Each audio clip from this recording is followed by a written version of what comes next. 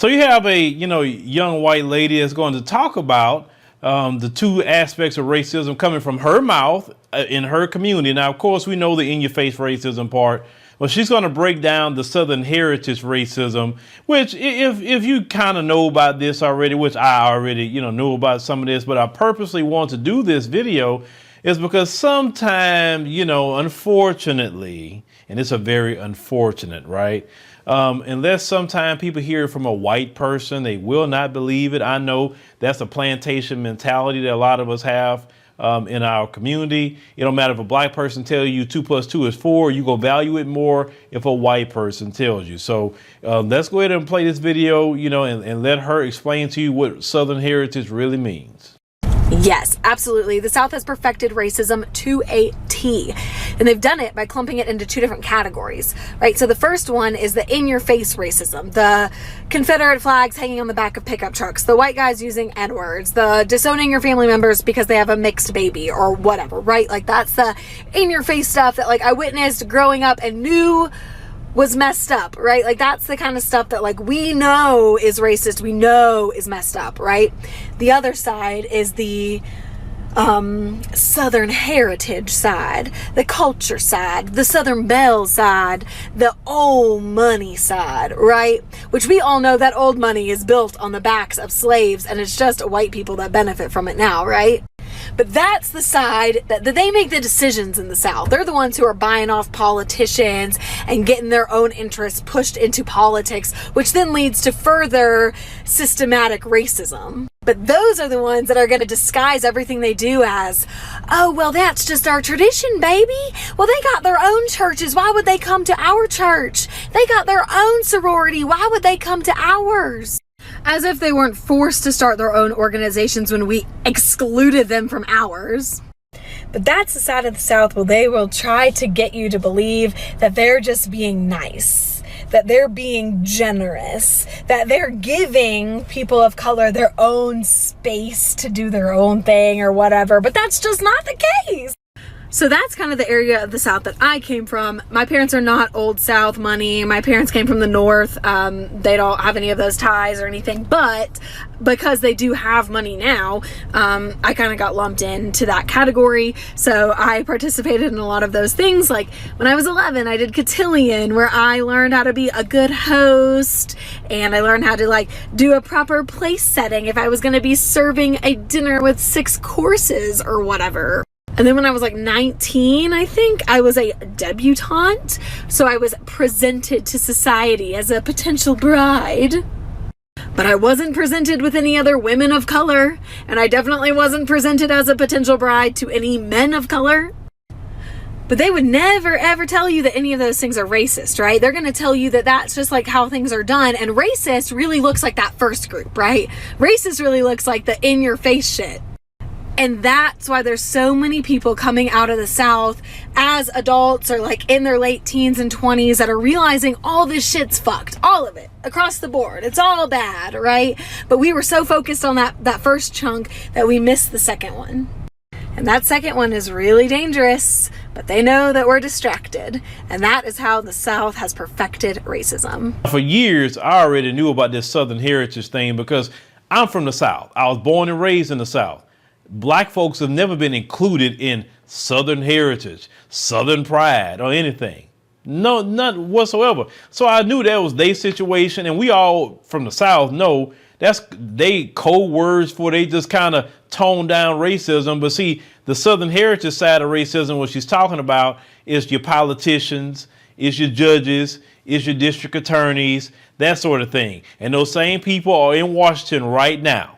Those same people with those same attitudes. And she says the South perfected it, but it's all over America. It's just not freaking just in the South now. Now she mentioned, see, people are afraid of that first person. Oh my God, let me get, that's why some people got so afraid of Trump, because some of those people in the first group, like she said, were supporting Trump. But it's more people that support Democrats or Republicans in that second group. The ones, like she says, buying off your politicians, the ones that come from slave money. Because my whole first book that I wrote, Passive Aggressive Racism and the System of White Supremacy, my very, very first book, I was focusing more on that second racism that she was talking about, the one that you don't see in your face. You know what I'm saying? The one that doesn't just say, hey, this is a racist thing. No, it's for years I paid attention to the movements and how, you know, they acted. That's why I had wrote that first book, to point out that aspect, because that is very, very important, because the guy that's screaming the N-word, he's not going to be put, you know, on Capitol Hill like that. He's not going to be a Supreme Court justice. He's not going to be a DA or whatever. If he somehow slipped through the cracks and he started talking like that, you know, in his society, they got to reject him. Not because they disagree with him, but because it's going to make him look bad. And they worry about their image, because especially when you travel, their image precedes them just as much as the image that they have crafted about us precedes us. That's why I always tell black people that you are an ambassador of Black America when you go in different places throughout the world. So please represent us right, because a lot of times we coming in behind some propaganda that's negative against us. But anybody, like I say, that live in the South kind of knew some of this. But, you know, just to be real with you, we don't want to go to your churches. We don't want to go to your events. We just don't want to, because it's no flavor. The food, I mean, what are we going to eat? You don't season your food. I mean, it's just too mayonnaisey. We don't want to do that. Like I said, we're not knocking on the door. Trust me. Actually, y'all did us a favor by that. You know what I'm saying? I get what she's saying. And like I said, I respect it and I get it, because I know all about that. But yeah, I'm cool with our cookouts. I'm cool with our family reunions.